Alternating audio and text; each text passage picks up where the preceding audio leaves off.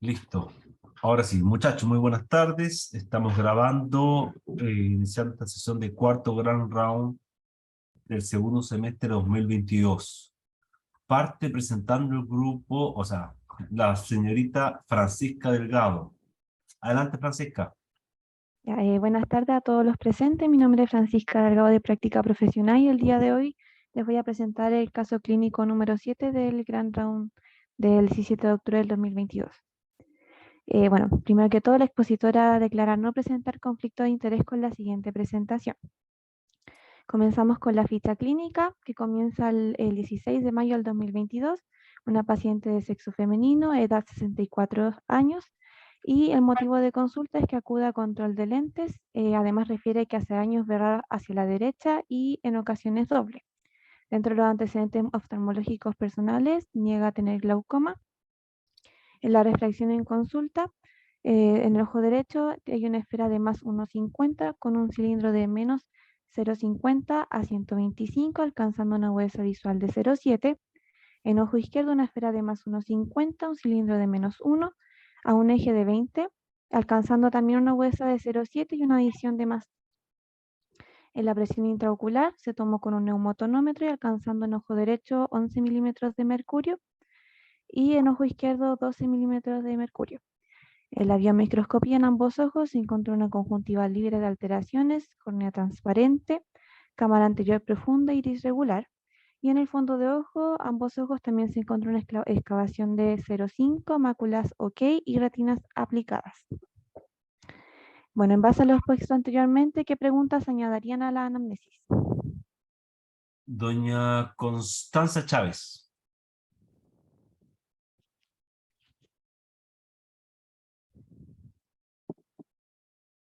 ¿No? Daniela Donoso.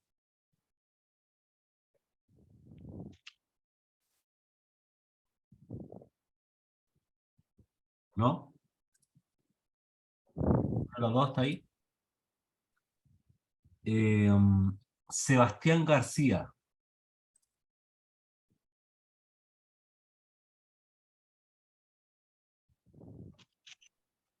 ¿No? Tampoco Sebastián.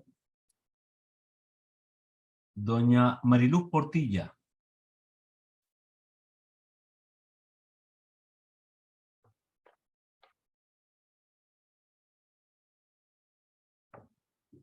Ah, Matías. Eh, es un genio, Matías. Levanté otro. Perdón, perdón, perdón, perdón. Perdón. Ignacio Maldonado. No sé, me imagino si hay antecedentes de estrabismo anteriormente, familiares, a qué se ocupa esta persona, si cómo empezó esta desviación, en qué momento empezó a haber doble, si está relacionado a un accidente, por ejemplo. Última consulta oftalmológica, si, si también usa lentes, o hace cuánto, e incluso si utiliza medicamentos. Ya, súper bien. ¿Ah? Eh, Aquí, bueno, súper bien lo que dijo mi compañero. En realidad, más que agregar, es súper importante las características de la diplopia que menciona la paciente, la dirección, si es vertical, horizontal, oblicua, si es en ambos ojos, solamente uno, la forma de aparición. Y en este caso también antecedente de algún evento traumático, un accidente o un golpe que asocie esta visión doble o la visión rara. También a qué se refiere con ver raro, si una visión borrosa, una visión distorsionada, que también es importante. Y bueno, en base igual que es un poca la información entregada, si alguna hipótesis diagnóstica que se le pueda ocurrir, que igual es muy poca la información, pero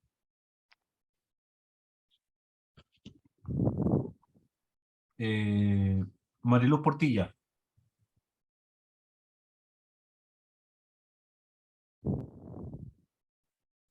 Porque Mariluz, ella es de Clínica 12. Profe, la Mariluz congeló este semestre. Ok. Sí.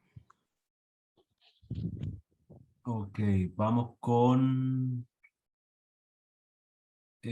Krishna Bustos. ¿Alguna paresia? Parálisis.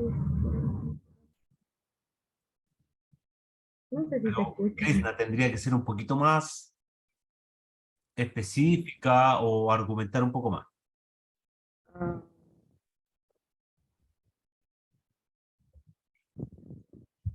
mm, o sea, es por las características de la desviación.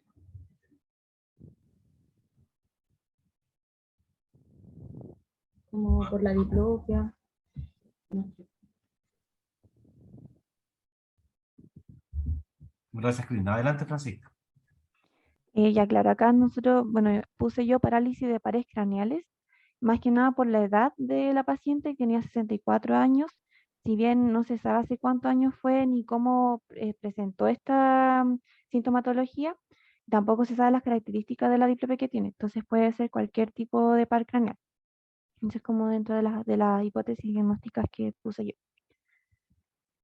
Entonces, el doctor, el médico, lo que hace es que deriva a la paciente un estudio de estrabismo, en el cual es el siguiente, que se da a fecha el 23 de mayo del 2022, en el cual el tecnólogo médico igual hace una pequeña anamnesis, en el cual ya la paciente acá relata que ya fue hace 7 años que presenta esta visión doble, que ya la caracteriza como vertical, incluso oblicua, la cual es permanente y acentúa hacia la derecha, y también que no asocia ningún evento traumático o patológico al desarrollo de esta visión doble.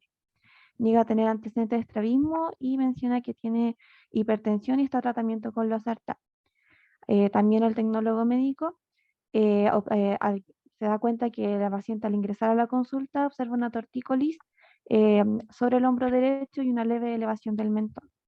En la huesa visual, en ojo derecho, para lejos, sin corrección, alcanzó 20/40 parcial y con corrección 20/20, y en ojo izquierdo, sin corrección para lejos, 20/30 y para lejos con corrección 20/20. Luego en el cover test, para lejos con corrección, se encontró en supraversión una exohipertropia izquierda que alterna con una exohipotropia derecha, y tanto en ppm y en infraversión una ortoforia. Y para cerca con sus lentes en ppm una exohipertropia izquierda que alterna con una exohipotropia derecha. En base a eso, ¿qué esperarían encontrar en la motilidad? Ignacio Maldonado. Una hipofunción del oblicuo superior y una hiperfunción del oblicuo inferior, si no me equivoco, del ojo izquierdo. Súper, se encontraría una hiperfunción del oblicuo inferior izquierdo y una hipofunción del oblicuo superior izquierdo. En la convergencia se encontró que era buena, PPC casi nasal y rompe con diplopia. Y luego se realizó el test de Word, y en este caso también les quiero preguntar qué esperarían encontrar en el test de Word y qué es lo que vería el paciente. Cassandra.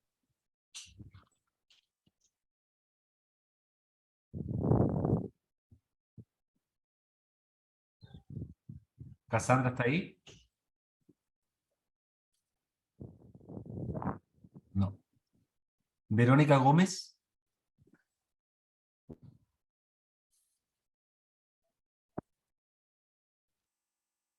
Verónica, interna. No. Bruno Zúñiga. Hola, ¿se escucha bien? Sí.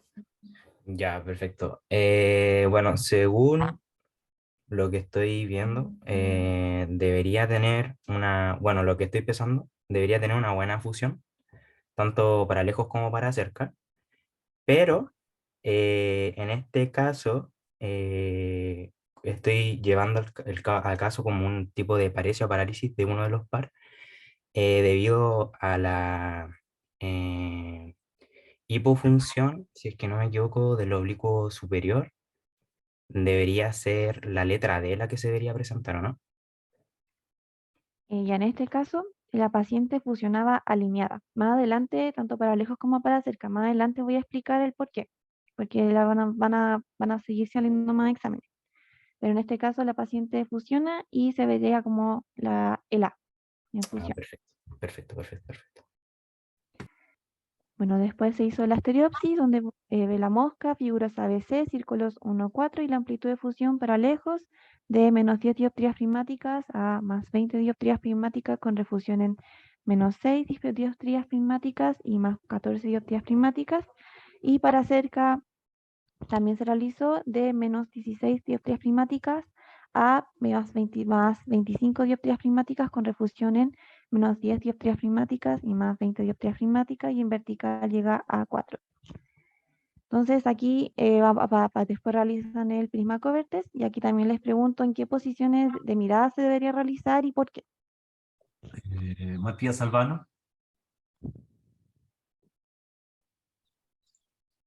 Hola, ¿se escucha bien? Sí, súper. ¿En qué posiciones de mirada? Además de en cruz, en las infralevo, infradextro, supralevo, supradextro, en las 9 posiciones de mirada. Ya. Sí, súper bien. Serían las 9 posiciones de mirada. Básicamente porque como la persona refiere una diplopia vertical o incluso oblicua, hay que sospechar de una alteración de los músculos cicloverticales. Por lo tanto, se debe ser en las 9 posiciones de mirada. Y si nos damos cuenta acá, lo que más llama la atención es que para lejos, donde más la persona presenta las desviaciones hacia la supradextroversión. Y por lo tanto, la persona fusionaba alineada porque en ppm la presenta la desviación. Entonces, ella alineada fusionaba, ve bien. Entonces, ahora lo que más llama la atención es que a supradextraversión es donde mayor se presenta la desviación. Luego, lo que se realiza es la maniobra de Wielczewski, y en este caso también les quiero preguntar qué esperarían encontrar y en qué consiste básicamente esta maniobra. Marcelo Gaete. Hola, buenas tardes, ¿se escucha? Sí, súper.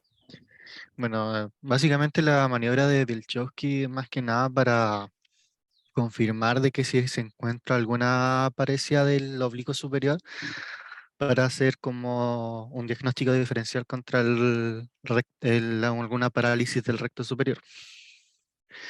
Y en este caso lo que deberíamos poder encontrar es que si inclinamos la cabeza, se inclina la cabeza de la persona, el ojo afectado debería elevarse, ya que está actuando el recto superior.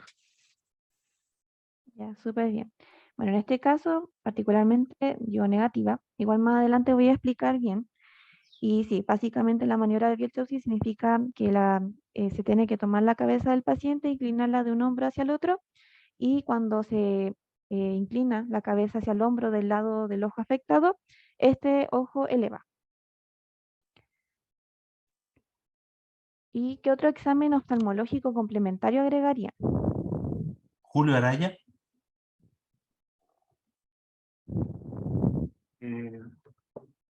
¿Sí, me escuchan? Sí, ¿Aló? sí se escucha. Otro examen.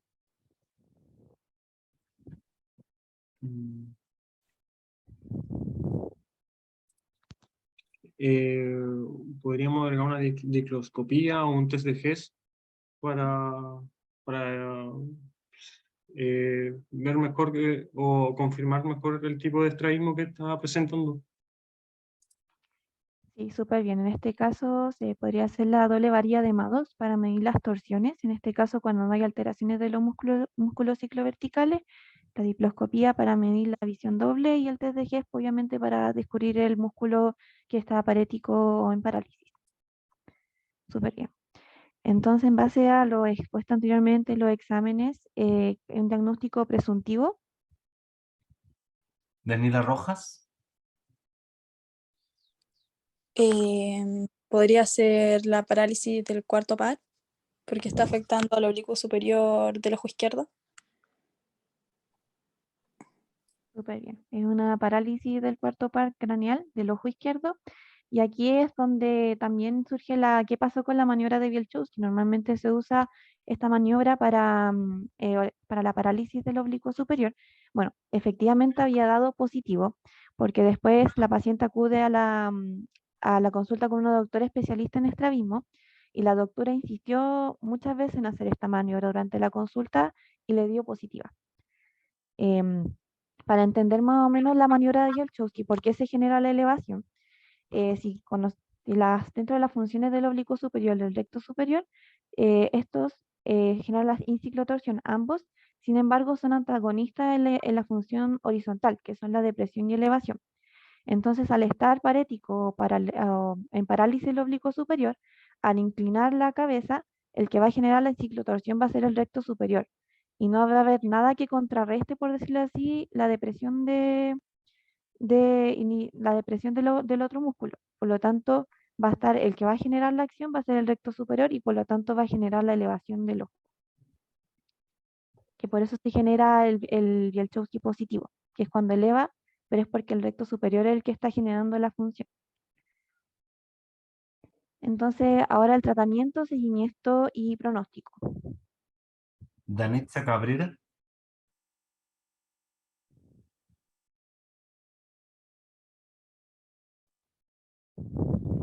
Danitza. ¿No? Romina Cordero. Hola, Danitza. ¿me escucho bien? Sí, la Danitza vi que activó su micrófono. ¿Danitza iba a responder? Profe, es que voy en el transporte, entonces como que escucho muy poquito. De todas maneras, Pero no va a correr quería, esa participación, Danitza, ¿ya? pues ya. Romina Cordero, cuéntanos. Sí. Bueno, como tratamiento, cuando son parecias mínimas, se puede hacer oclusión para tratar la diplopia y también prismas para corregir la visión doble. Y si es que son como más alteradas, ya sería como una cirugía. Y ahí se procede a realizar cuando todos los tratamientos anteriores fallaron. Como pronóstico, tienden a ser como resultados satisfactorios en caso de que haya como, o sea, va a depender de la refracción igual, pero a ver, evolución posoperatoria. Si se hace una cirugía, la evolución posoperatoria tendría un buen pronóstico quirúrgico, pero ahí va a depender del paciente. Francisca. Bueno, ya dentro del tratamiento, principalmente si es quirúrgico, aunque también existe que medicamentos como la toxina butolínica que también se puede aplicar o prismas. Pero los prismas, como dijo mi compañera, también son más que nada para grados como de desviación más pequeños. En este caso, la última doctora que la paciente vio estaba viendo la evaluación del retroceso del oblicuo inferior, o sea, una cirugía debilitante de este oblicuo inferior, que es el que está con hiperfunción. Dentro del seguimiento sería derivar para evaluar la causa, porque la paciente refiere que no lo asocia a ningún accidente o algún golpe.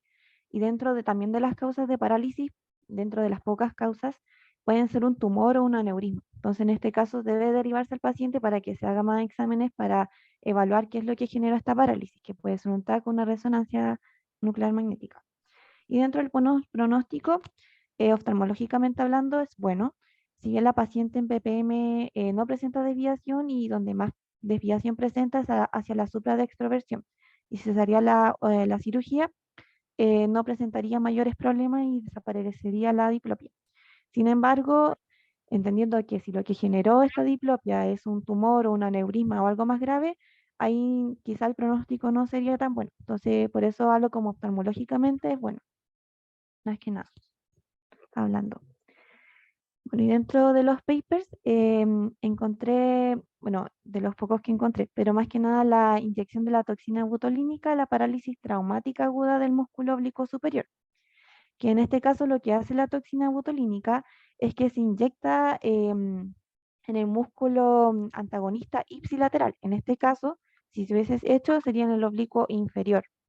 ¿sí? Lo que provoca esta toxina butolínica es generar una parálisis flácida temporal del músculo, lo que reduce su desviación, inhibe la contracción y acelera la recuperación de la función del músculo.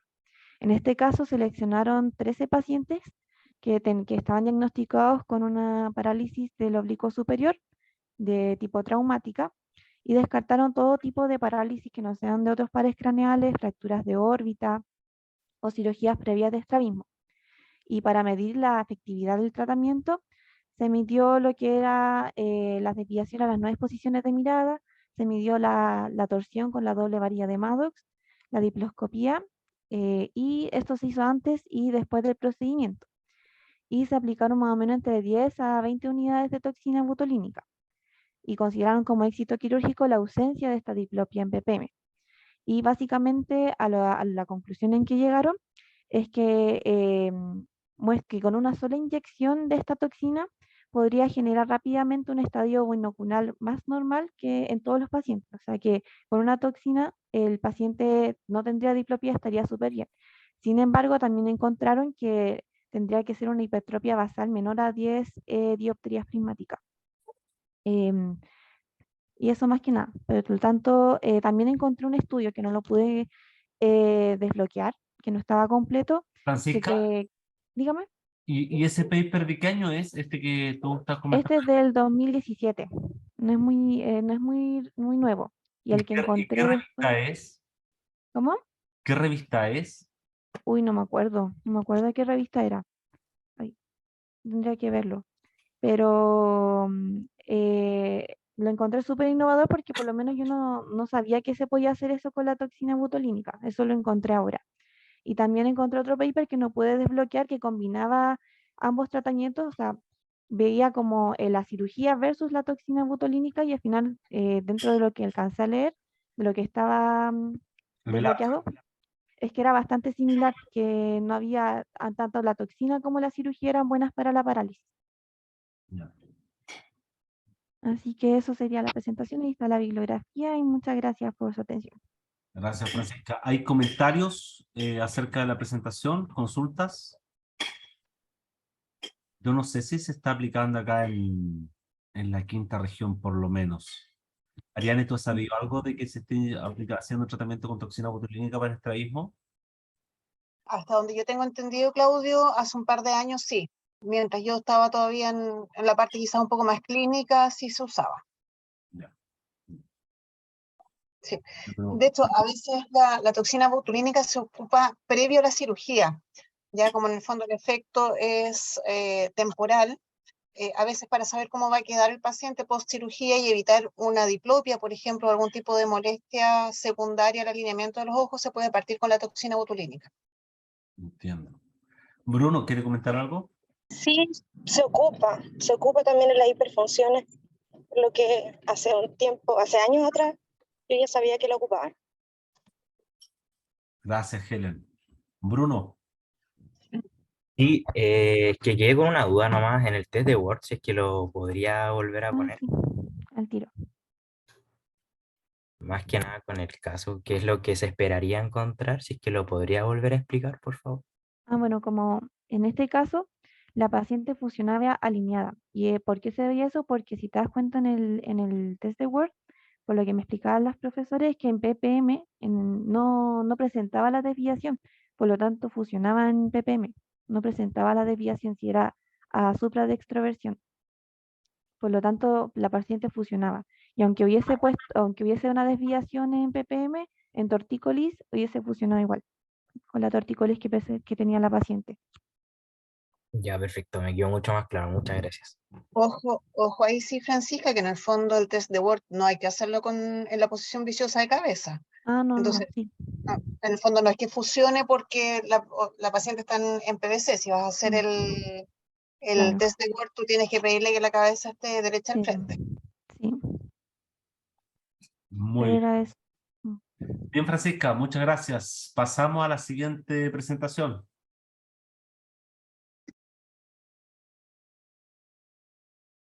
Bien, ¿se escucha bien? Sí, Ariel, súper bien. Ya.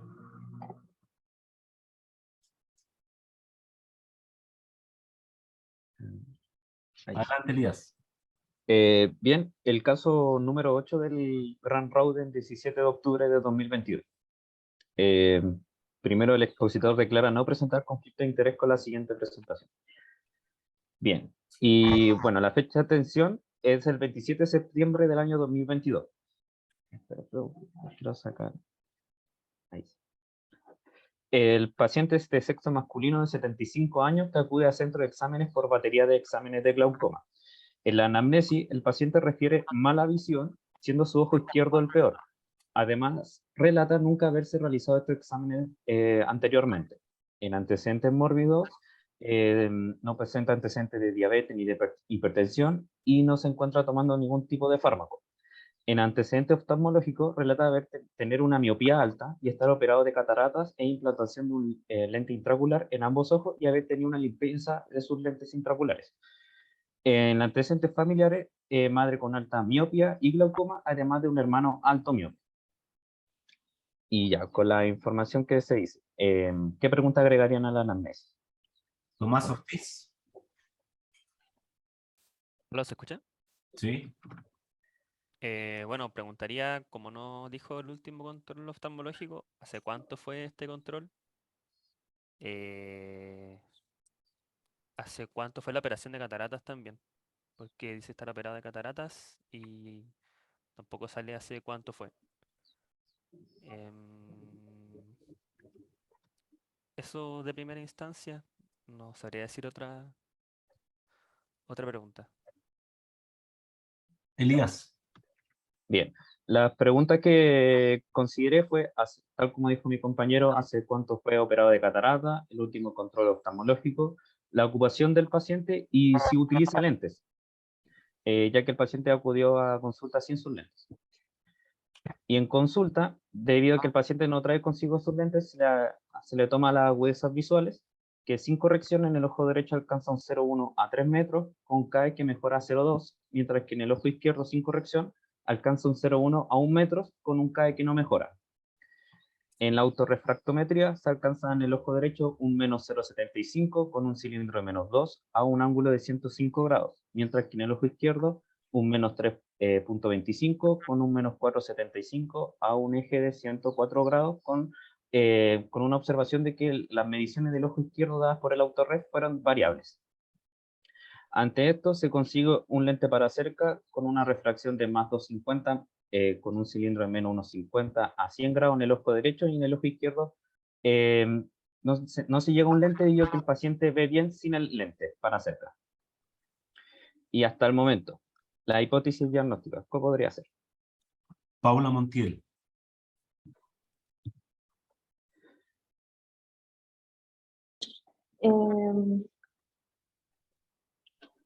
A ver. Podría ser, bueno, la miopía, alguna maculopatía.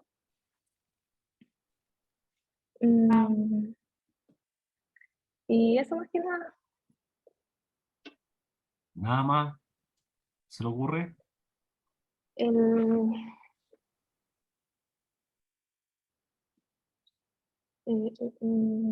Vuelva atrás, Elías, por favor. No. Sí, por favor.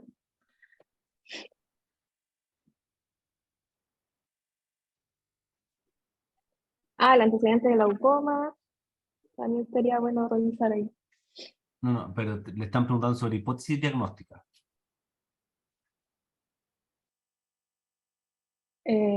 Glaucoma y maculopatía miópica. ¿Y por qué sospecha de glaucoma? ¿Frente a qué antecedente usted sospecha de glaucoma? Más que nada por el antecedente y la edad, que son altos factores de riesgo.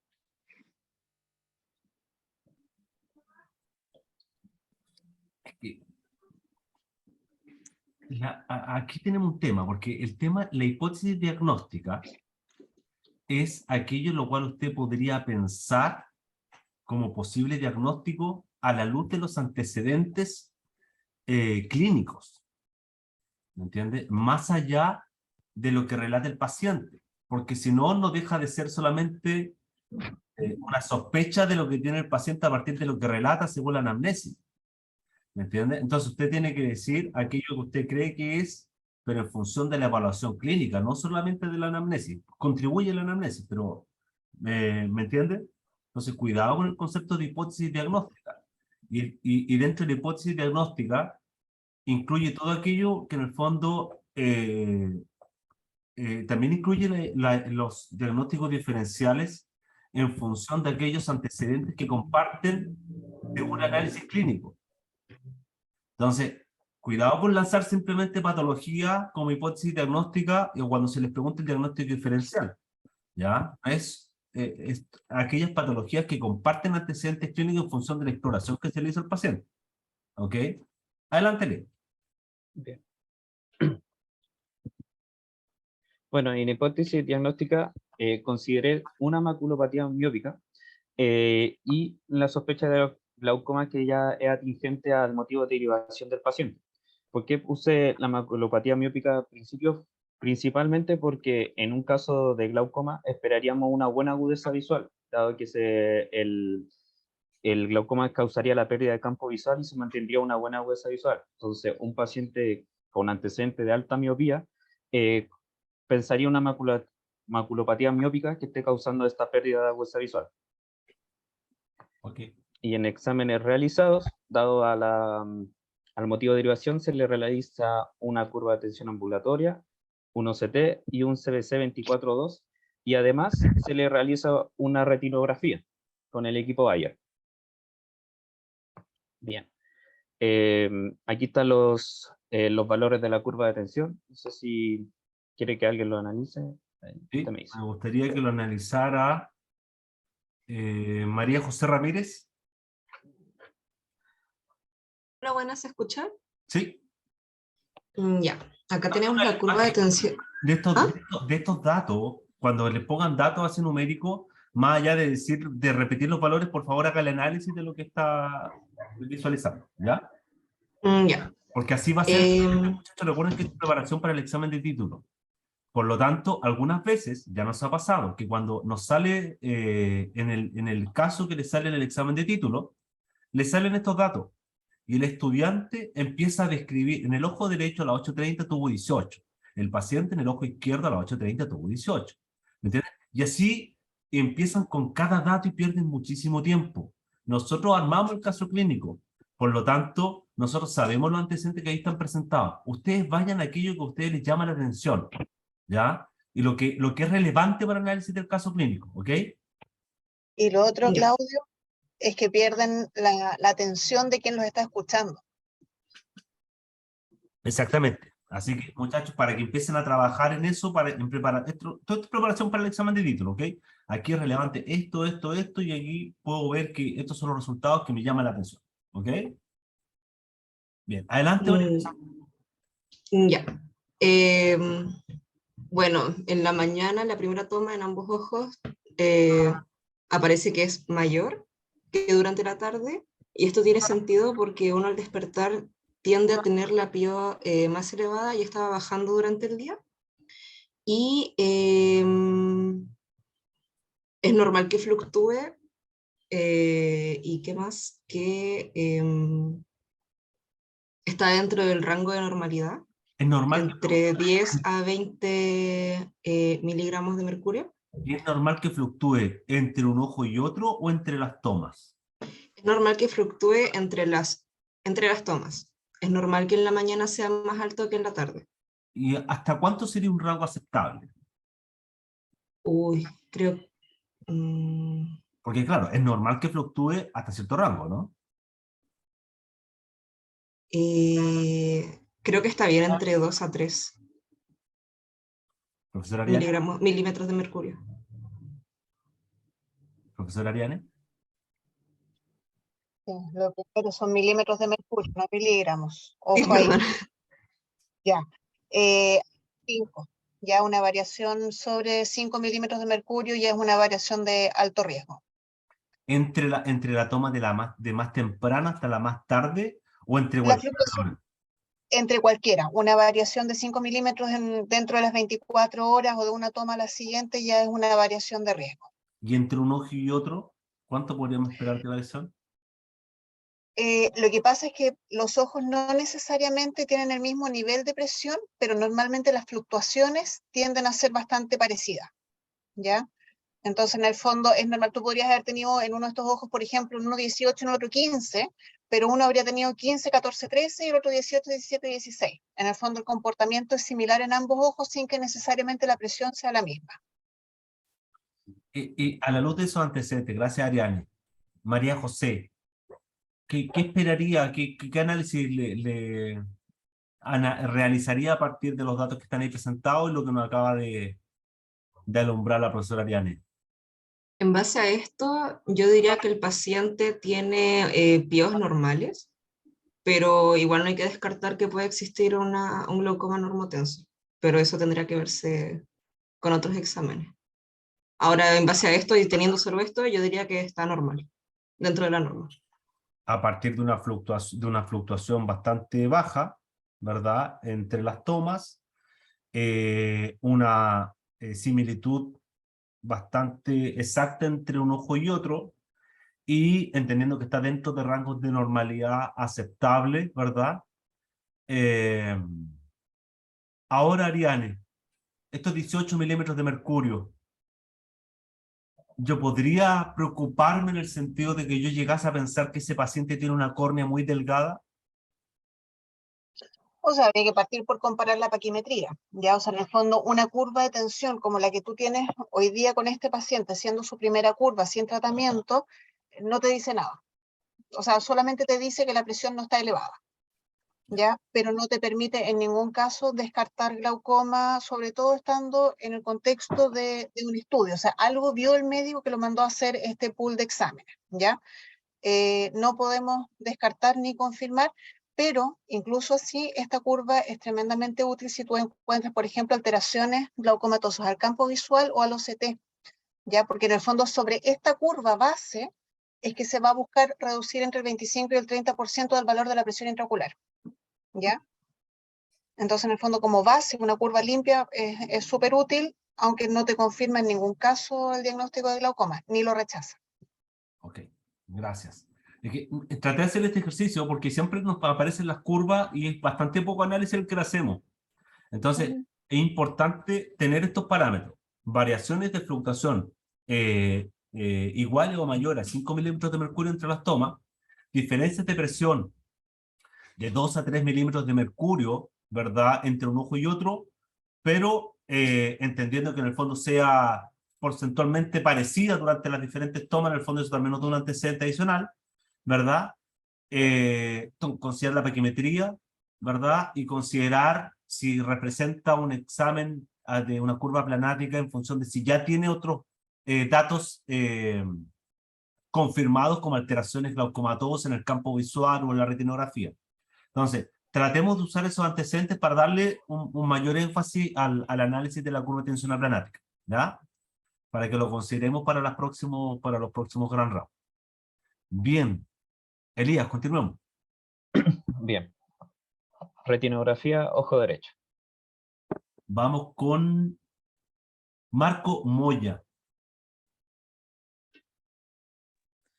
Hola, profe.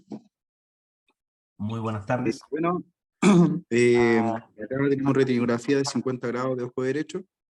Podemos observar que la retina tiene un aspecto pálido, una extensa atrofia coreo-retinal que abarca alrededor del nervio óptico y también hacia la arcada temporal superior y también a nivel macular.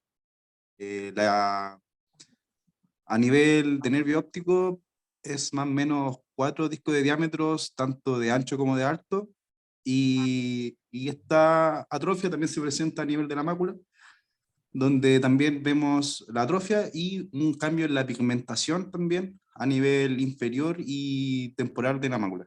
No, inferior y nasal de la mácula. ¿Ya? ¿Elías? Bien. Excelente descripción de mi compañero. Sumaría solamente los vasos rectilíneos, papila inclinada, y este sector que se alcanza a ver, no sé si se alcanza a ver con el mouse. Sí. Es una porción de retina que aún el paciente no tiene atrofiada. Ya, eso es un dato muy importante para después. Bueno, hay otra foto igual, ¿o no? Sí, es solamente para ver el grado de extensión de la atrofia corroretinal. Ahora, la pregunta es, ¿dónde está la fobia ahí? Claro, porque nosotros después seguimos haciendo exámenes. Dentro de nuestro rol como tecnólogos seguimos haciendo exámenes y localizamos exactamente dónde está la fobia. Pero, si en el fondo, en estricto rigor, ¿dónde debería estar la fobia? 4 milímetros hacia temporal del disco óptico, ¿verdad? Y 2 milímetros por debajo. Pero sabemos que un paciente con alta miopía se distorsiona esto a partir de que el paciente tenga un estafiloma posterior. Aparentemente el estafiloma posterior es un tipo 2 porque aparentemente está justo en el nervio óptico por lo que ve la retinografía. La ecografía o el CT no mostrará lo contrario. Pero tú pusiste tu hipótesis diagnóstica, Elías, maculopatía miópica, ¿verdad? Sí. Claramente a partir de la atrofia podemos confirmar aquello, ¿verdad? Sin embargo, necesitamos hacer un análisis mayor, particularmente de la fobia, para saber si hay otros hallazgos, como por ejemplo agujero macular, membrana neovascular coroidea, etcétera. Pero ¿qué parte de todo eso analizamos pensando que ahí está la fobia? Porque podría estar en cualquier parte.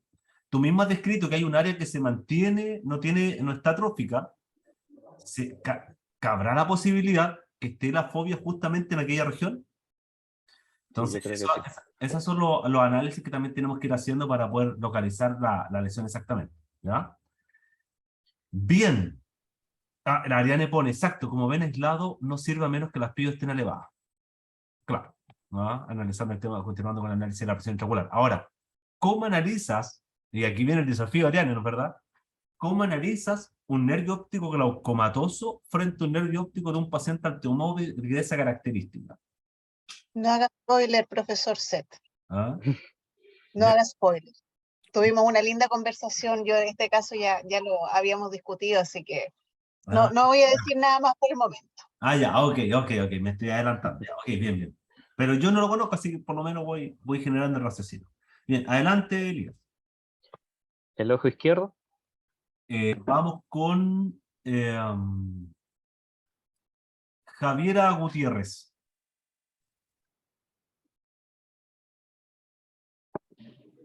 Hola, ¿se escucha? Débil, pero sí. Ya, es que estoy en clínica, por si acaso. Bueno, podemos observar una retinografía de ojo izquierdo. Podemos observar una papila de bordes difusos. Y además, alrededor de esto se puede observar una atrofia con extensión hacia nasal. Además, podemos observar una atrofia a nivel de mácula y una lesión color amarillenta hacia inferior de mácula. Ok, Elías. Bien, exacto. Lo que me gustaría decir es que esta zona blanquecina que se alcanza a ver en este sector también corresponde a una atrofia, que se llama atrofia correoretinal difusa, mientras que estas, que son más evidentes, reciben el nombre de atrofia correoretinal en parches. Y en cuanto a ese hallazgo, en primera instancia pensaba de que podría ser una atrofia en formación, pero ahora quizás pienso que podría ser otra cosa, como algún tipo de lesión cicatricial.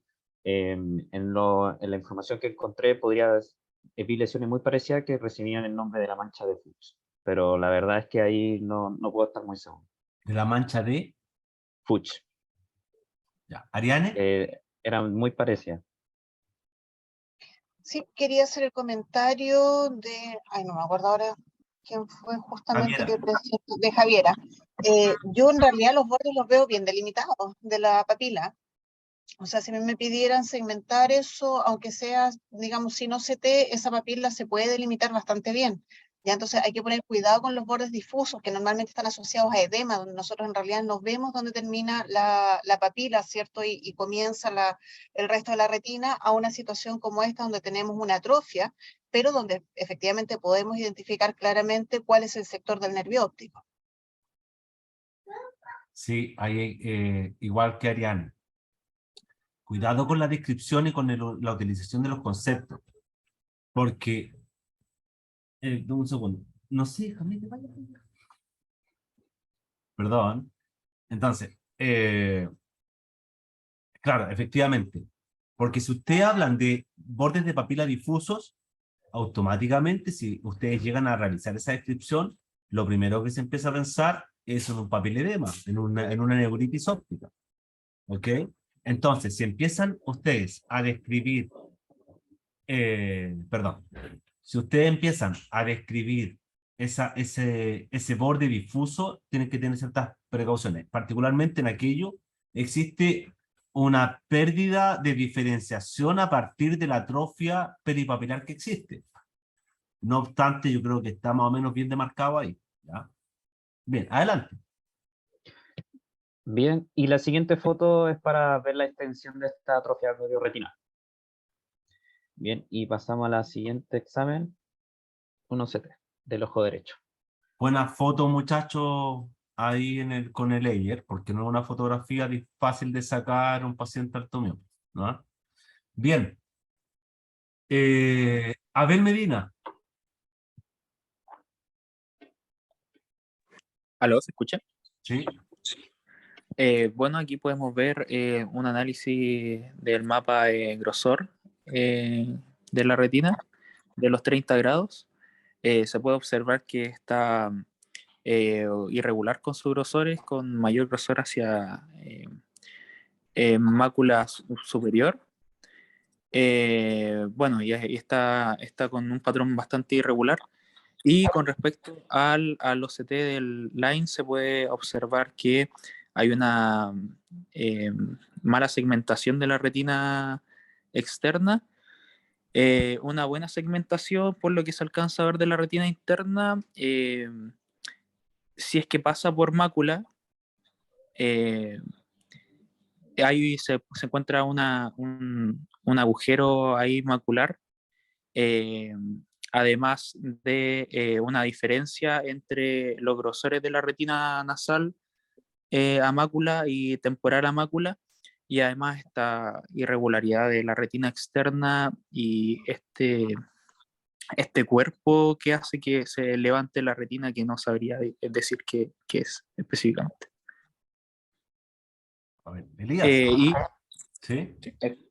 bueno, es decir que con respecto a la retina, a la retina, hay partes que se alcanza a diferenciar las capas de la retina y algunas partes que no.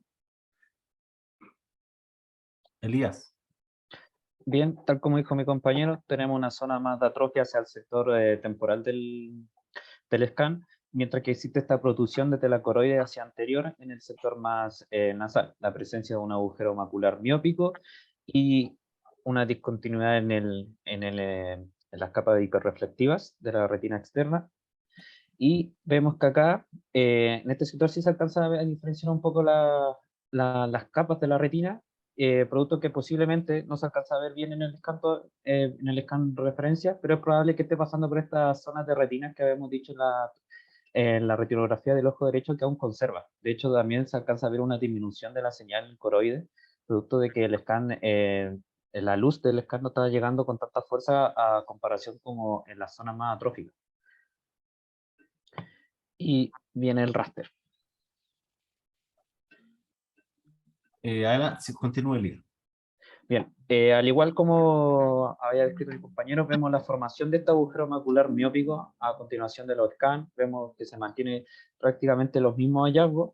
Me gustaría destacar que, ejemplo, en estos scans, cuando va pasando el line, se alcanza a ver como en ciertos sectores corta esta retina, que podríamos decir que todavía conserva el paciente, que no está atrófica, y se coincide con las zonas que disminuye esta intensidad de señal en el scan, producto de que sí quedan sectores de la retina que aún no están totalmente atróficas y que eso está haciendo funcional para el paciente, porque recordemos que este es su mejor ojo, con el ojo que mejor ve.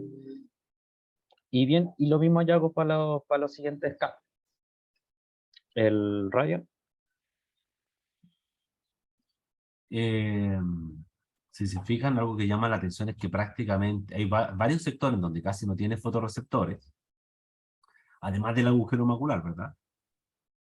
Pero además que casi no hay paso de la coroide, ¿eh? No, ninguno, ni Elías ni Abel se refirieron a la coroides. que prácticamente un paciente, si se fijan, está EPR y se ven algunos sombreamientos asociados a vasos sanguíneos de la coroides, pero es la esclera directamente lo que está abajo. ¿Ah? Y O sea, aquellos, ¿cómo? no, dale, dale. Y lo otro es que es que lo veo muy pequeñito, pero se ve esta masa, ¿verdad? Hiperreflectiva, subretinal, que es lo que describió hacia nasal el Abel, que yo en algún momento, de hecho, pude llegar a pensar que podía ser algún tipo de proceso neovascular, pero si se fijan, está como en el resto, en los otros cortes también. Existe cierto como domo, de hecho, tiene que ver tal vez con la inclinación con la que tomaron el scan. Probablemente no se podía, tiene que ver con el joystick, hacia dónde lo movieron en el momento de la captura. Porque ahí María Ángel dijo que la retina está inclinada. Claro, la retina está inclinada, es parte de los pacientes altos miopes, en función de dónde está el estafiloma posterior, pero también recuerden que hay veces que el scan se inclina a partir del centramiento del scan. Entonces, y algunas veces eso se denota cuando a partir que hacen los cortes radiales, te das cuenta que hay otros cortes en que la retina sí se pone derecha. ¿Te fijas? Entonces ahí te das cuenta que, claro, efectivamente el estafiloma posterior no está ahí, sino que guarda relación con la inclinación natural de la retina a partir de una estructura que desde la esclera quizás está empujando la retina. Ya que ya lo hemos hablado como proceso compensatorio a estos pacientes altos miopes, ¿verdad? Bien. Oye, Claudio, ¿Sí? tú mencionabas justamente las cosas que te llaman la atención, la coroides, la retina, los fotorreceptores. A mí me llama la atención que este paciente todavía ve. También es importante. O sea, Súper relevante. Pero, por ejemplo, este paciente, bueno, y no sé si hay campo visual, pero Sí, sí, ¿hay campo visual? Ya, hay listo. campo visual. Bien, Bien. adelante, vamos, continuamos. Bien, había una pregunta que se me olvidó hacer, que tenía que haberla hecho aquí en la retinografía. Viendo estos hallazgos ya en la retinografía y considerando los antecedentes del paciente y el valor de la autorrefractometría, ¿por qué creen que eso da esos valores? ¡Ájale! A ver, Y ahí está, dejo eso también para que de una vez. contémoselo a la señorita Débora Muñoz Tank. Hola, ¿puedes volver a preguntar, por favor? Ya. Dado los hallazgos que podemos ver en la retinografía, que son evidentes de un alto miope, a los antecedentes que se recopilaron y el valor que da en la autorrefractometría, ¿por qué tú crees que son esos valores y no son más altos? El paciente tenía lente intraocular, ¿o no? Sí, exacto, por lo mismo, porque el paciente tiene lente intraocular, se compensa un poco, se compensa este defecto refractivo y dan valores más bajos de lo que debería ser para un paciente de estas características. Por eso. ¿No Bien, tienen Débora. los valores de la refracción antes de la operación? No, no las tengo. Débora, bien, lo único que le sacaría el o no. ¿Sí o perdón. no? Ya, listo. De hecho, el paciente relataba haberse operado hace 15 años de catarata. Entonces, y aquí pasamos al siguiente. Ok. Mariana Bustos.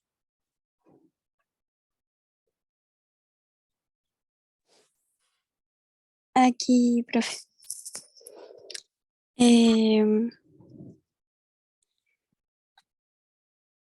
Podemos ver que el patrón de doble fijiva no se encuentra conservado. Y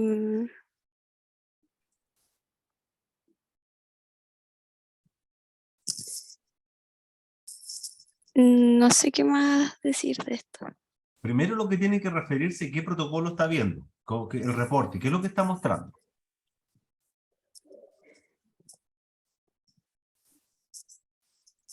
¿Qué protocolo es?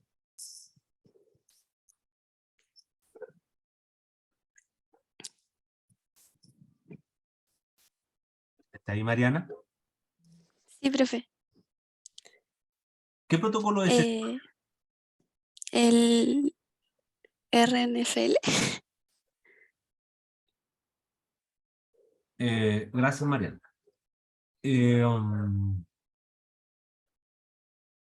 Valentina María Ángel. Sí, estábamos viendo el grosor de la capa de fibras nerviosas. ¿Cierto? Eso es una parte del reporte.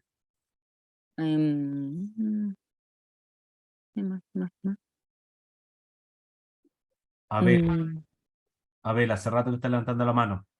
Cuéntenos. De glaucoma. Es un protocolo. Protocolo de glaucoma. Ok.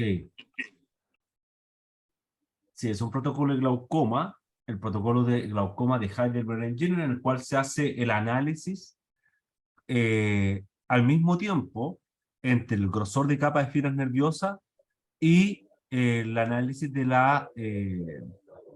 del anillo neuroretinal también, y el análisis del grosor de la retina a nivel central, ¿ok? Y con la prueba de mi campo, ¿verdad? El análisis de asimetría según hemisferio.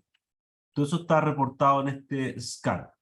Y lo que podemos ver es que no sigue ningún patrón del patrón de alas de mariposa, básicamente porque está sumamente alterado a partir de la atrofia peripapilar que existe el paciente, que en el fondo es difícil de poder evaluarlo en función de lo que fuese un paciente con glaucoma, si ese fuese el objetivo, ¿verdad? Y por otra parte, el análisis de asimetría también va a salir sumamente alterado, dado que fundamentalmente los análisis de segmentación, como pueden ver, no se segmentó el epitelio pigmentario, de hecho en la parte nasal, a partir de esta lesión hiperreflectiva que estaba ahí. Por lo tanto, el análisis de asimetría o el análisis en función de la base normativa no es un análisis confiable para poder llegar a algún tipo de caracterización mayor de los exámenes del paciente. Ariane, ¿comparte conmigo lo que digo? Sí, absolutamente. Quería hacer un comentario por otro lado, en realidad, Claudio, porque creo que los chicos entraron un poco en colapso al ver un reporte de examen que tal vez no les es familiar, ya entendiendo que tal vez ustedes se formaron con otros equipos y tal vez no tienen, algunos tienen que haber pasado por el SEO y haberlo visto, o por ISB y conocerlo, pero tal vez no todos. Ya, el tema es que no tienen que estresarse cuando ustedes vean un análisis de otro equipo que no conozcan, porque está todo ahí. Ya, entonces, ¿qué es lo que estoy viendo?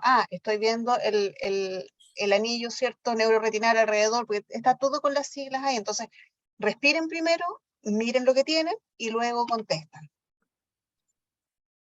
Porque de hecho, quizás lo tenemos mal acostumbrados. Lo tenemos mal acostumbrado al hecho de que les mostramos siempre los exámenes de un equipo de la misma marca. Aunque si bien en nuestras clases pueden ver imágenes o reportes de todos los equipos. No obstante, generen un análisis mayor respecto de la información que les es presentada. En el fondo, ustedes no son tecnólogos de una determinada marca, son tecnólogos transversales a todas las marcas, así que en el fondo tienen que generar algún tipo de análisis. A ver, ¿quiere comentar algo? Sí, es una consulta con respecto a lo mismo, de que es un reporte que, bueno, yo es la primera vez que lo veo, y me llama la atención el gráfico del mínimo Will, que no sé qué es lo que es. No sé a qué hace referencia, quería hacer la consulta. Elías. Bien, también es algo que he tenido que averiguar, y lo que tengo entendido es que el análisis que hace el mínimo read width, algo así, hace referencia como una cuantificación biológica de la excavación, tomando el límite de la fibra nerviosa con el inicio de la membrana de Bruchs. Tengo entendido que funciona. Ahora, sí, si bien yo creo que los análisis que entrega este reporte están quizás muy ligados a quizás que se toma el equipo, producto de la misma atrofia. Muchachos, ya, Elías ahí tuvo que prepararse un poco más. Hace referencia al análisis del anillo neuroretinal, particularmente espectrales. Analiza glaucoma en base a dos bases normativas, tanto con el grosor de la capa de fibras nerviosas, los 3.45 milímetros, y también tiene una base normativa diferente de todo otro equipo, a partir de su estrategia de segmentación de la membrana de Bruch, para analizar el anillo neuroretinal. ¿Ya? Y lo yo estoy de acuerdo contigo, en el sentido de que no confiaría muy poco en esta estrategia de segmentación, ¿verdad? Pero confiaría aún menos en la delimitación del disco de otros equipos, porque en el fondo es básicamente por la diferencia de contraste que existe entre la retina peripapilar y el propio disco óptico. Y aquí se delimita el disco en función de dónde está el término de la membrana de Bruch. Y si el tecnólogo tomó bien la imagen y verificó la segmentación, de hecho, cuando tú haces el examen, el equipo te pide verificar la segmentación de la membrana, del límite de la membrana de Bruch. Por lo tanto, si el tecnólogo hizo bien el examen, yo podría asumir que ese paciente tiene un anillo neuroretinal decente. ¿Ya? Y por lo tanto, yo podría sospechar, y en el fondo no analizo aquello que tiene que ver con el grosor de capas finas nerviosas, ¿verdad? Porque es un paciente que tiene toda la retina atrófica, pero sí podría pensar en un anillo neuroretinal en lo que refiere específicamente a capas finas nerviosas, y por lo tanto, eso me está diciendo algo contrario respecto al glaucoma. Entonces, y en ese sentido, no es que descarte el glaucoma, pero sí me hace sospechar aún más esta discordancia respecto de los datos que me están siendo presentados. Por lo tanto, yo necesito un análisis en función de otra estrategia. ¿Ok? Bien, adelante. El ojo izquierdo. Dele, Elías, porque...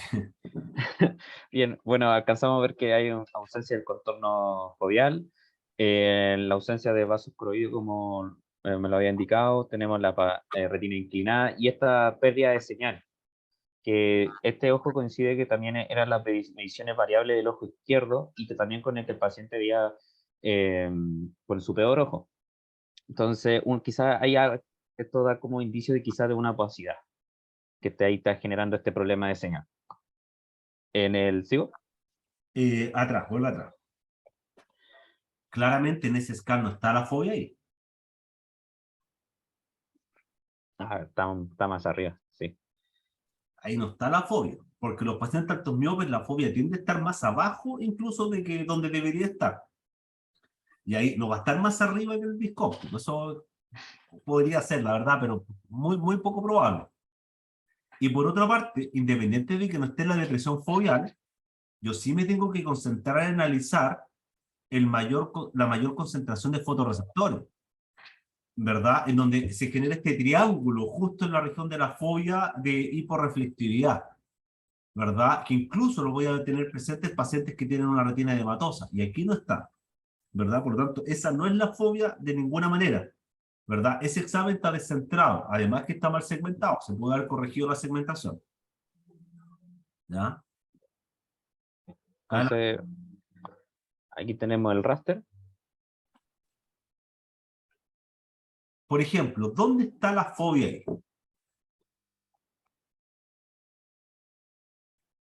¿En qué corterías? A ver. ¿Quién se anima a decir dónde está la fobia?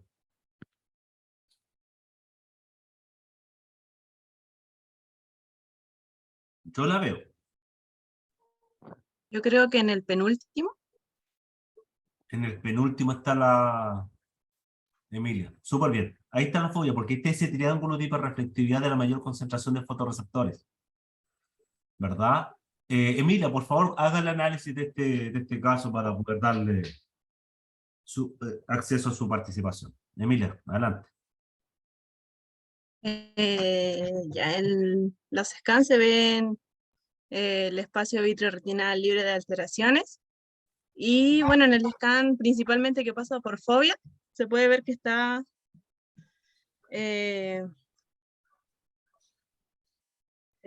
bueno, se alcanza a distinguir la fobia, no como en el otro que presentaba un agujero macular. Sí, se ve asimétrica y poco profunda, no tiene profundidad. Okay. Tampoco se diferencia los vasos de la coroides. De acuerdo. Llama la atención, Emilia, ahí pudo haberla sumado esta estructura hiperreflectiva subfoveal ¿verdad?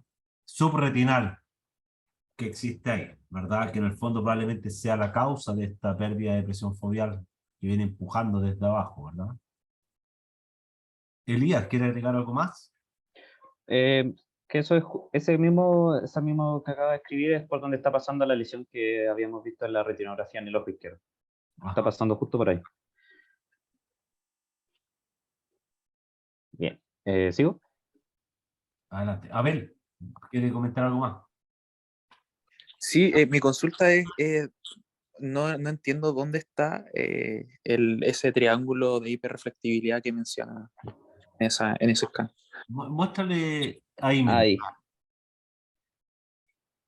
¿Lo ves ahí o no?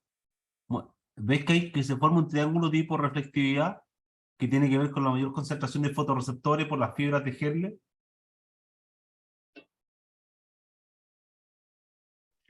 Ah, No. ya, ok. No, ¿Es de hiperreflectividad? hiporreflectividad. Ah, ya, ok.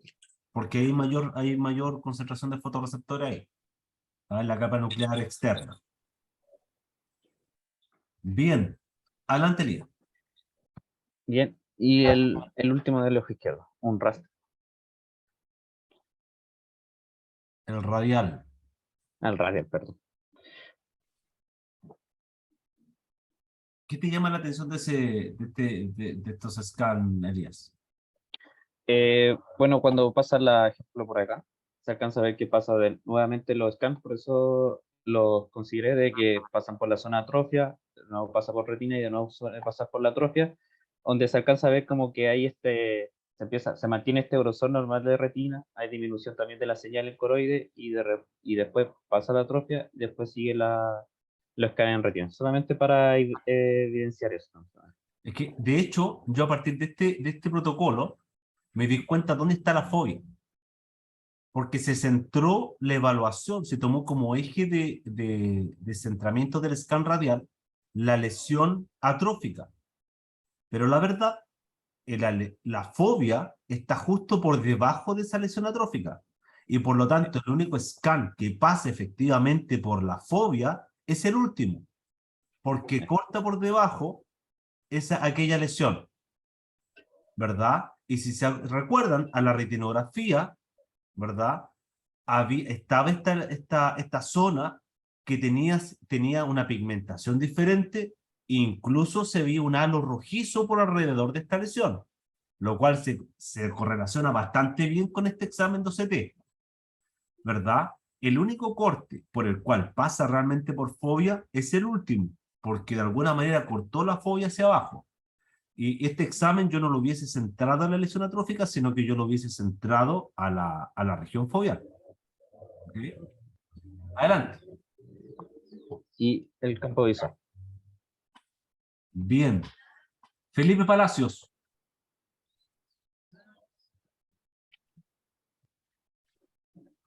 Ok.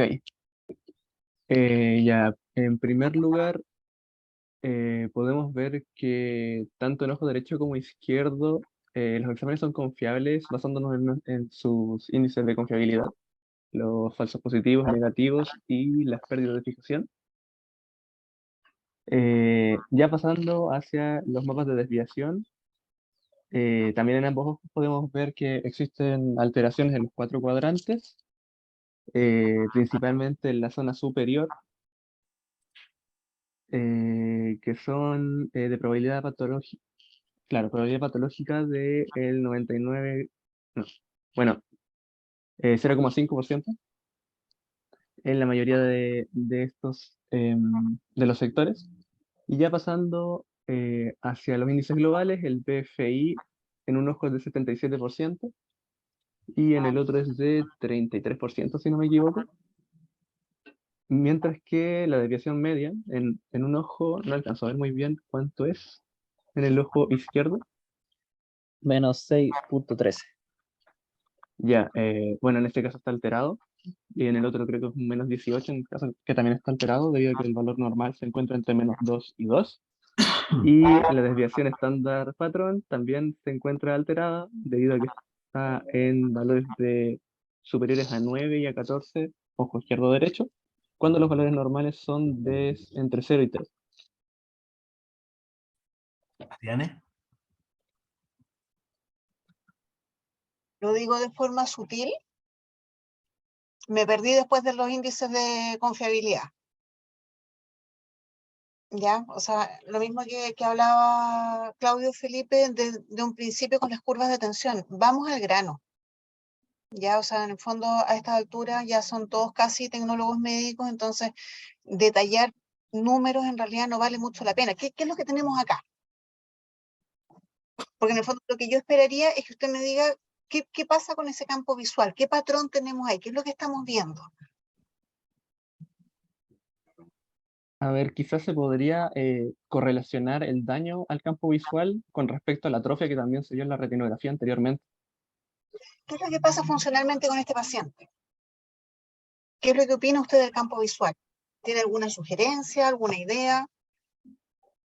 Que las zonas de atrofia principalmente que se veían anteriormente, bueno, al causar este daño atrófico, valga la redundancia, acaban por dañar las fibras, claro, las fibras nerviosas de retina, y en base a eso también está perdiéndose el campo visual de este paciente.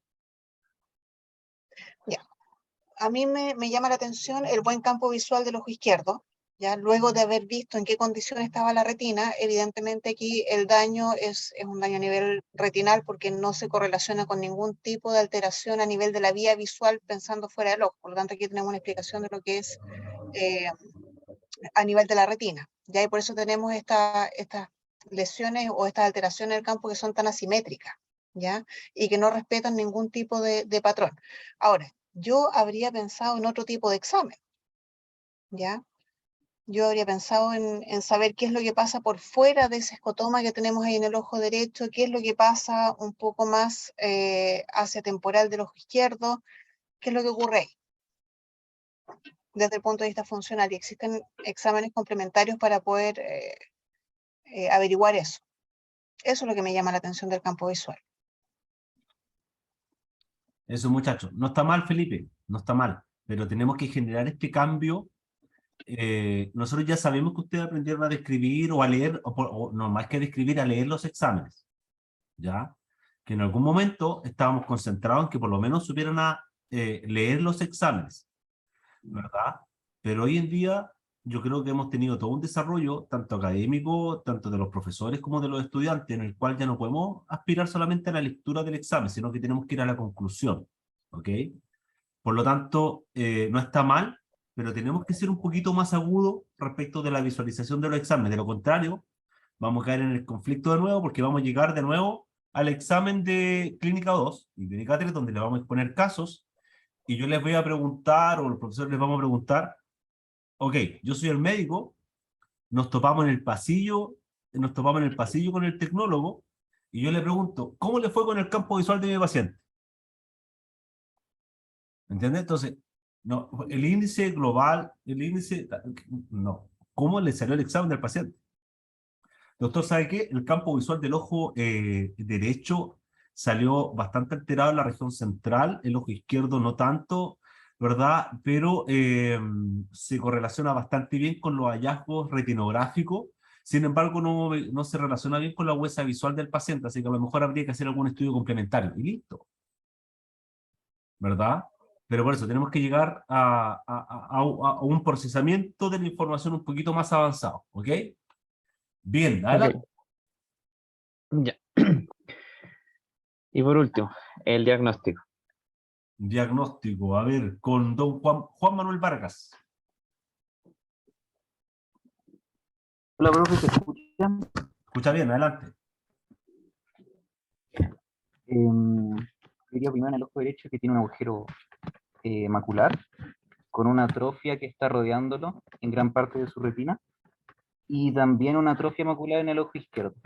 Y como usted dijo que no se relaciona en gran parte con la huesa visual que tiene el paciente, pero sí con los hallazgos encontrados en los otros exámenes.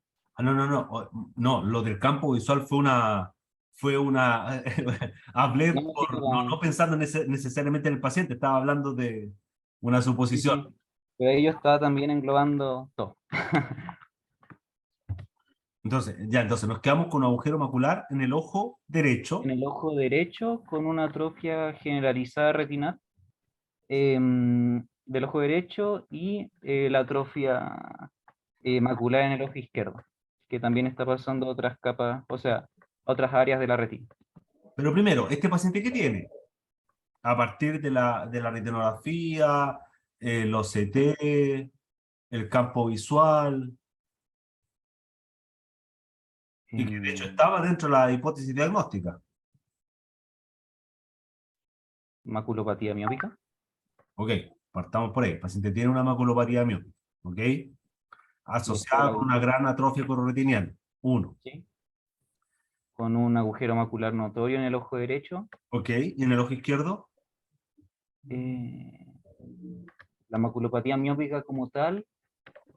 Pero ¿qué es que por eso, muchachos, maculopatía miópica refiere al concepto de que tiene anormalidades maculares por la miopía en la mácula, nada más. Ya.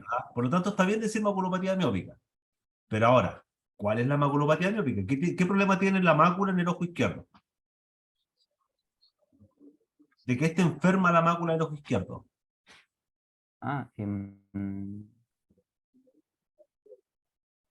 De hecho, la alteración campimétrica es mayor en el ojo izquierdo que en el derecho. ¿Sí o no, Elías? Derecho sobre más que izquierdo. Ah, derecho más que izquierdo, perdón, ya, listo. No, perdón. Ya.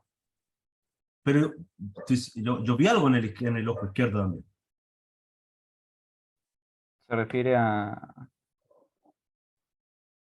esa lesión amarillenta, aparte. Claro.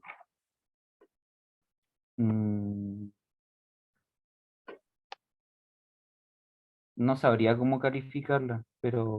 Ok, Juan Manuel, pero tranquilo, tranquilo. A ver, Nicolás Valdés. Hola, buenas.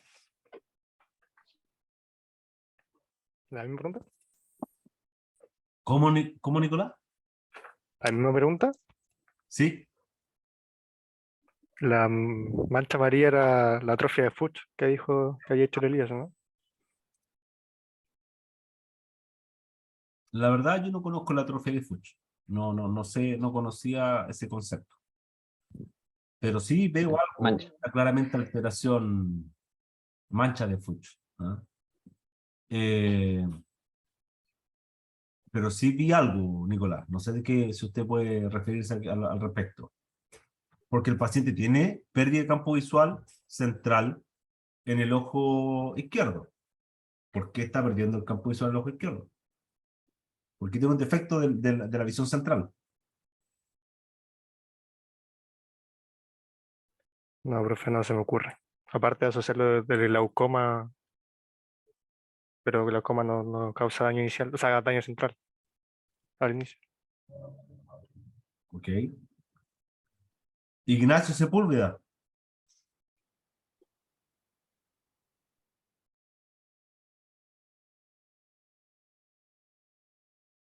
Ignacio Sepúlveda está.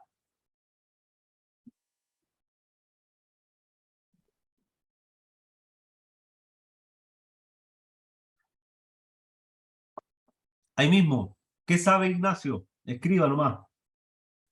Escriba.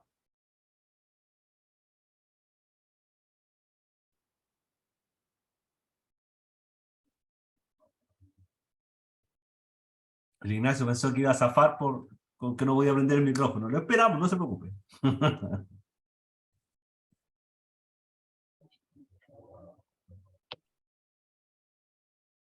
¿No, Ignacio?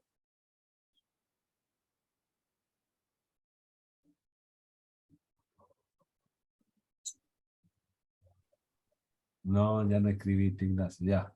Bruno, adelante. Me imagino que a lo que se refieren por la pérdida del campo visual y lo que también lleva a la pérdida de visión debería ser el estafiloma posterior que se presenta. ¿Ya? Sí, el paciente claramente tiene un aumento de la curvatura del polo posterior. No es un estafiloma posterior tan pronunciado de todas maneras. Pero debido a la miopía y a este estiramiento, yo Recuerden que el estafiloma posterior de por sí no genera, no produce la alteración de la visión más que el cambio del eje, de la longitud axial. Tiene que haber algo que altere la visión, además del estafiloma posterior, pero claramente es parte del diagnóstico. De hecho, a mí lo que me llama la atención es la curvatura, más que el propio estafiloma posterior, sino que es la curvatura inversa, ¿verdad? A ver, levantaste la mano. No, pasé a petar. Pero yo estaba pensando en atrofia corretinana, o sea, la pérdida del fotorreceptor en toda la zona atrófica. Vuelve la retinografía, Elías, por favor. Del ojo. Mira ahí. Miren esa foto. En esa foto ya está claro. No necesitan el OCT. No necesitan el campo visual. Y perdón que me quede aquí pegado en esto, lo atrasamos, ¿cierto? Que hoy día terminábamos el Grand Round temprano, pero con esa foto es suficiente. A ver, ¿y si ahora? Yo creo que ahí está. ¿Por qué pensó en algo vascular? Como que es como se ve como cuando hubo sangre y se empieza a reabsorber. Los glóbulos rojos se ponen de ese color como blanquecino. Y además que alrededor está el halo todavía de color rojo. Entonces, y en esa zona se veía como elevado y pareciera que hubiese como material fibrótico. Entonces, eso me haría pensar en algún proceso neovascular quizás. Muchachos, es diferente el color blanco del amarillo. Lo amarillo habitualmente tiende a ser algún proceso fibrótico. Adicionalmente vemos que por el contorno de esa lesión fibrótica, vemos que está ahí color rojizo. Por lo tanto, eso es una hemorragia, ¿verdad? Y cuando después de eso pasamos los scans por aquí, por eso que en el fondo yo inmediatamente vi que ahí estaba la fobia. Y por eso les decía que no había que concentrar el examen de OCT a la lesión atrófica arriba. Da lo mismo la lesión atrófica arriba. Lo que me importaba a mí era la fobia. Y cuando los scans que por casualidad pasaron por la fobia, veo que existe material que está generando una elevación de la depresión foveal, o sea, una elevación de la retina en aquella región, que existe fibrosis, que existen ciertos desprendimientos planos del EPR. Yo pienso inmediatamente en una membrana neovascular coroidea, típico en un paciente altomiope. Para eso hacemos el estudio de un paciente con maculopatía miópica. Por aquello tenemos que solicitarle ahora sí o sí una angiografía fluoresceínica. Y en este paciente, independiente de la dificultad que pudo haber ofrecido el examen de OCT, no puede faltar un estudio de OCT angiography. Y nuestro equipo lo tiene. Yo sé que puede costar terrible. Da lo mismo que la imagen quede horrible. Pero ahí debimos haber hecho un OCT angiography de ese ojo. Sí o sí. Porque con eso, con aquella confirmación, con el formato de la membrana neovascular, le evitamos al paciente tener que ir a hacerse otro examen e inyectarse contraste. No necesitas la angiografía de una región de la cual puedes obtener la imagen de angiografía. Sé que estaba opaco, sé que era difícil, pero aunque hubiese sido mala, hubiese sido posible ver, aunque sea un vaso, tienes la confirmación de que ese paciente tiene una membrana neovascular, porque ahora yo solamente lo estoy suponiendo. Y lo puedo confirmar, y ese dato, ¿para qué le sirve al médico? Confirmando Para enfocar el tratamiento. El tratamiento. Y el tratamiento de esta paciente con una membrana neovascular, ¿verdad? Que ese es su ojo que le está salvando, porque el ojo derecho claramente tiene una lesión mayor. Hay que apurarse, hay que ser mucho más agudo. ¿Y cuál es el tratamiento para ese paciente? Avastin. ¿Verdad? Avastin. Bien, y ahora ahí. ¿Ok? Y ojo, Claudio, que si no me equivoco, ese era además el ojo bueno. Exactamente. No, este era su peor ojo. ¿Era el peor ojo? Ya que Sí. se me dio vuelta. Ya. Él decía que iba mejor con su ojo derecho y fue con el que mejoró con CAE. Pero este es el ojo izquierdo. Espera. Estoy preguntando, ¿y el campo visual? En campo visual este es su mejor ojo. Ese es su mejor ojo. Este es su mejor ojo. Ah, ya, estamos hablando de una huesa visual, después estamos hablando en campo visual. Porque en campo visual, este es su mejor ojo. ¿Verdad? Con un BFI del 77%. O sea, no me puedes comparar un BFI 77% versus un BFI del 33%, creo que tenía el otro ojo. Ya, o sea, una cosa es lo que dice el paciente, ya que incluso a veces lo confunden con el campo visual, porque en el fondo pierden el hemicampo de derecho e izquierdo y te dicen que ven mejor con un ojo que con el otro, pero no es el ojo, sino que en el fondo es porque para un lado ven mejor que para el otro. Estos son los pacientes, muchachos, que demandan todo nuestro esfuerzo. Para estos pacientes nosotros estudiamos 5 años. Porque para hacerle un examen a un paciente con retinopatía diabética, con 2 años estamos. Pero todo lo que ustedes estudian en imagenología ocular, semiología, morfofisiología y Grand Round, clínica... Y todas las técnicas de imagen, todas las técnicas de examen. Todas las técnicas de examen es para poder aplicarlo en casos como este. Para esto estudian 5 años. Porque a este paciente, el tecnólogo médico es quien sabe cómo orientar el examen porque si nos ponemos en el mejor de los casos que cae en manos de un médico oftalmólogo sumamente experimentado en retina, independiente que nuestros scan no hayan sido lo más prolijos, el médico con la pura retinografía va a estar claro de lo que tiene que hacer. El tema es que no todos los médicos oftalmólogos tienen el mismo conocimiento en retina o eventualmente van a tener un raciocinio, como a lo mejor lo tuvieron algunos de ustedes, que no pensaron dónde estaba la fobia, que no pensaron en un tema vascular, y eventualmente ese paciente siga así, con 6 meses más que siga así, ese paciente va a perder la visión de ese ojo. De hecho, Claudio, el paciente viene a pool de glaucoma. Entonces, capaz que ya no lo vieron ya. O sea, el médico yo me imagino que tiene que haberle hecho al menos una oftalmoscopía. Un fondo de ojo, no lo sé, me lo imagino. El tema es que la oftalmoscopía en estos pacientes es compleja. No es fácil de hacerla. No, sí lo tengo claro. Pero, a ver, estoy pensando en un médico oftalmólogo que le va a poner un midriático al paciente y va a hacer una oftalmoscopía indirecta. Ya, o una oftalmoscopía o vía fondo de ojo con lámpara de hendidura. No estoy pensando en el oftalmoscopio directo que usamos nosotros. Además, hay una serie de patologías, muchachos, que usted todo lo que aparece, de hecho está descrito en la literatura como hallazgos de examen.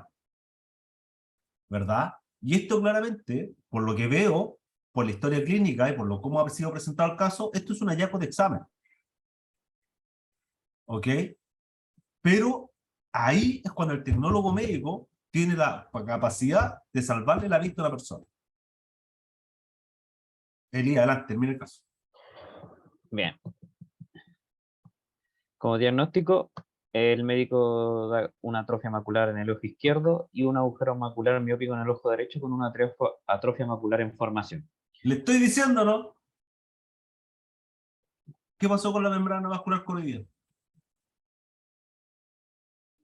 ¿Dónde está Elías? En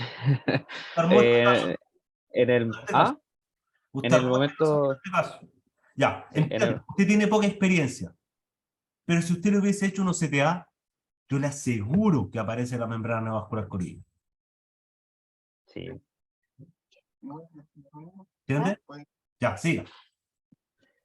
¿Y el pronóstico? Depende. Porque si le ponemos atrofia macular, ¿cuál será el pronóstico? Malo. Montserrat Varela. ¿Tendría un mal pronóstico? A ver, no, a ver. Hagamos en los dos casos el pronóstico es bastante delicado, pero ¿con cuál será mejor el pronóstico? ¿Con la atrofia macular en el ojo izquierdo o con una membrana vascular coroidea en el ojo izquierdo?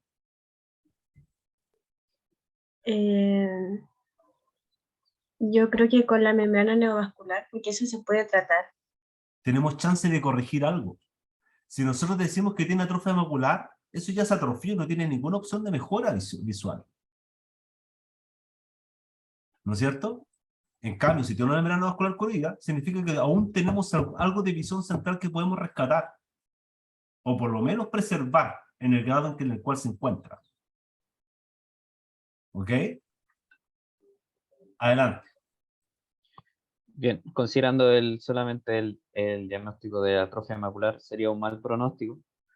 Indagar si el paciente tuvo una capsulotomía, dado que en el ojo izquierdo había una pérdida de señal, si bien el paciente había relatado de que sí habían hecho una limpieza a los lentes, había que indagar si realmente había sido solamente en el ojo derecho, en ambos ojos, o si se lo había hecho o no en los dos ojos. Y se recomienda ir al paciente a baja visión. De acuerdo. Ariane. Y ¿No? ¿No los mandáis a baja visión? A ver. No. Con un BFI del 77% en el mejor ojo. Algo pasa ahí con la agudeza visual y con la sensibilidad. Ahí el campo visual no coincide con la agudeza visual. Ya, así que, ojo ahí. Ya, hay exámenes que no están, no coinciden. Yo haría microperimetría. Este paciente está perfecto para microperimetría. Claro. Oye, ¿y el glaucoma? Ah, sí, eso se me olvidó. Y por ende se descarta que este paciente tuviera glaucoma. ¿Y por qué lo descarta? ¿Basado en O sea, qué? yo no lo descarté, lo descartó cuando se dio el médico. ¿Basado en qué? En las lesiones, en que obviamente no hay un patrón glaucomatoso, que las presiones también. Ya, pero las presiones no nos dicen nada, ¿cierto? Dijimos que las presiones no nos dicen nada. El OCT es un desastre de examen, o sea, en el fondo no tienes de dónde sacar datos. Y el campo visual está alterado, no con un patrón glaucomatoso, pero está alterado. ¿En qué nos basamos para decir que el paciente tiene o no tiene glaucoma? ¿Qué hacemos con un paciente así que eventualmente podría tener glaucoma?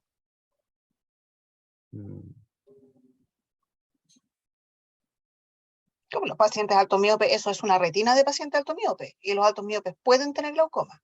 ¿Qué hacemos cuando tenemos esos exámenes y sospechamos de que el paciente pueda tener glaucoma? Pregunta abierta. No, me falta gente por preguntarle, así que vamos Pregunta usted nomás. con Catalina Reyes. ¿Sigue acá? Entiendo que sí. No, profe, tampoco. ¿Quién me Ella, ¿Quién me Daniela Rojas, ella congeló también. ¿Congeló también? Ya. Y la otra señorita que me dijeron que congeló, ¿quién fue? Es que aparece aquí todavía en la lista, entonces eso por eso no... Sí, Mariluz Portilla. Mariluz Portilla, ya. No sabía. Carolina Rodríguez. Es que cuando me dijeron eso, me fue automáticamente a revisar la lista y estaban todavía, y de hecho con Ariane me estaba ayudando ahí ordenando. Sí. Carolina Rodríguez. Profe, aquí. ¿Se escucha? ¿Sí? Sí. ¿Me puede repetir la pregunta? Que no la entendí muy bien. Yo pregunté, ¿qué hacemos con un paciente alto miope con exámenes de estas características para saber si tiene o no tiene glaucoma? No se me ocurre nada, la verdad. Por el momento. A ver, voy a responder yo, porque yo sé que es una pregunta compleja, pero yo iría seguimiento, Ariane. No sé si estoy en lo de igual. Estoy bien. La única opción, Claudio, es hacer el seguimiento del paciente consigo mismo. No hay opción de compararlo con ninguna base normativa porque está fuera de cualquier base normativa. Entonces, en el fondo, es súper importante que este tipo de pacientes se controle siempre en el mismo lugar, con el mismo equipo, para poder mantener en el fondo la base de la evolución del paciente. Ya no hay otra forma de poder identificar si realmente hay glaucoma o no hay glaucoma. Bruno levantó la mano por ahí. Sí, profe, tengo una pregunta para usted, de hecho.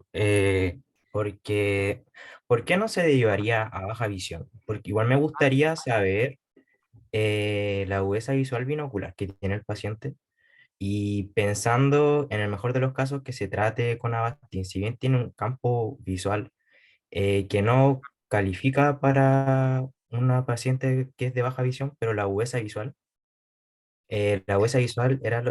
creo, si es que no me equivoco, era lo suficientemente baja para ingresar a baja visión. Y aparte, yo creo que con las ayudas en baja visión al paciente le podría mejorar mucho el día a día. Súper buena tu pregunta, Bruno. A ver, en el fondo es que hay dos cosas. Uno es aquí el apoyo al paciente en cuanto a lo que es calidad de vida, desplazamiento, ¿cierto? Donde obviamente la baja visión puede ser un apoyo. Ahora, en estricto rigor, es un paciente que no califica para baja visión. Y aquí, en el fondo, tienen que poner mucho cuidado porque tanto la campimetría como la agudeza visual son exámenes subjetivos. ¿Ya? Nosotros necesitamos una respuesta del paciente y basta con que el paciente esté incómodo, con que el paciente esté nervioso. En pacientes así la iluminación de la sala, el tipo de octotipos que nosotros podemos usar, en el fondo hacen que las pruebas te puedan dar distintas. Entonces, si tú tienes una agudeza visual que es peor que el campo visual, tú tienes que pensar que esa agudeza visual no está bien evaluada y hay que volver a revisarla. ¿Ya? Ese paciente tiene una agudeza visual que es mejor, porque si no, no habría tenido esa sensibilidad a nivel del campo visual. ¿Ya? Entonces, y tenemos un BFI del 77%. Sí, Es alto, ¿te fijas? claro, sí, Entonces, pero pensando también en el otro ojo, que tiene un BFI igual que es bajo.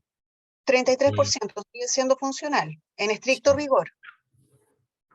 ¿Ya? Pero acuérdate que dentro de los criterios de baja visión está, en el fondo, el ojo con la mejor visión y mejor corregido, y con la mejor corrección óptica. ¿Ya? Por lo tanto, si tienes un ojo que tiene un 77% de BFI, ya no califica estrictamente para lo que es baja visión. ¿Ya? Ahora, no me cabe ninguna duda de que hay ayudas que a este paciente le podrían servir muchísimo. Ahí hay un poco más de criterio, ¿no es cierto? De definir a lo mejor, empezar a prepararlo hacia algo que a lo mejor tratemos de evitarlo, pero a lo mejor en preparación. Oye, y respondiendo a la pregunta de Helen, acá es ultra el microperímetro, yo recién les comentaba que sí, ¿verdad? Pero más allá de poder establecerla, ¿saben por qué es importante el microperímetro? Porque más allá de establecer la sensibilidad en un determinado punto, primero me interesa saber dónde están los puntos, la sensibilidad en torno a esa área, están esas áreas atróficas y están esas áreas que todavía no están atróficas. Me gustaría ver la sensibilidad en aquellos puntos, porque así podría entender un poco más la visión del paciente y también en perspectiva para poder proyectar una terapia de baja visión, para saber dónde están las áreas de... Pero aquí en este paciente en particular, me interesa saber cómo se comporta la fijación. Y eso el microperímetro te muestra cómo se comporta la fijación, entre qué áreas el paciente está logrando fijar un objeto, porque me va a ayudar a pensar en la terapia baja visión para una terapia de entrenamiento visual, para saber qué áreas puede ocupar y saber si efectivamente el agujero macular del ojo derecho se ve bastante antiguo, la verdad, por los bordes. Así que capaz que el paciente ya esté viendo por otra área que no sea ahí. Por eso a lo mejor es la agudeza visual. Puede ser. Ahora, lo otro que eché yo de menos también acá en este examen fue el Goldman. Porque en el fondo, ¿cuál es el campo visual real del paciente? Porque podría estar justamente dentro de esos 24 grados y que para afuera no haya nada, o tal vez hay más campo visual. Y entonces aquí faltaron algunos exámenes. Pero súper interesante, Elías, el caso. Muy, muy, muy bueno. Elías, remátelo. Bien, y por último los papers, si bien el de la izquierda es del año 2012, habla sobre las alteraciones que podemos encontrar en la miopía degenerativa en el polo posterior, y el de la derecha es más actual, desde el año 2018, donde habla sobre cómo es la clasificación de las musculopatías miópicas, sobre los hallazgos característicos, habla sobre este tema de la mancha de Fuchs, que es como post a una membrana neovascular, que es como el tejido cicatricial que queda, y muestra, hay fotos, está súper bien. Eso. Perfecto. Bien, Elías. Muchachos, muchísimas gracias. Damos por finalizada esta sesión de Grand Round. Echamos de menos a la profesora Sandra en el caso de estrabismo. No, pero estuvo súper bien presentado. Pero muy Estuvo bien clarito. conducido por Sí. Francisca. Oye, a mí me gustaría decir algo. Helen, Cortito, aprovechen porque uno cuando aprende a hacer exámenes, tú te preocupas de lo técnico, lo mecánico, y esto que tú les estás entregando de experiencia, por ejemplo, con la imagenología, con los exámenes puros, tal como descripción, diagnóstico, es único. O sea, yo me acuerdo que he visto muchos casos así, pero aprendí después con la experiencia cuál era la importancia de sacarle la mácula y todos estos exámenes. Pero a mí nadie me enseñó tan detallado como está acá y como con tanta experiencia. Así que aprovechenlo porque es algo único, encuentro yo. gracias Helen. Sí, soy único, gracias. No, Único. la experiencia que le tengan los profesores, Claudio, ¿no? En este caso te tocó a ti. Y la Ariane, obviamente, pero No, muchachos. Bien, él decía. que esté muy bien. Muy buenas noches ya. Es tarde, está claro que está. Claudio, quédate un minuto. Ok, listo, muchachos. Que esté muy bien. Adiós. Chao, chao. Hasta luego, chao. Chao, chao. Chao. Corta la grabación, sí. Sí, aquí voy, no lo encuentro.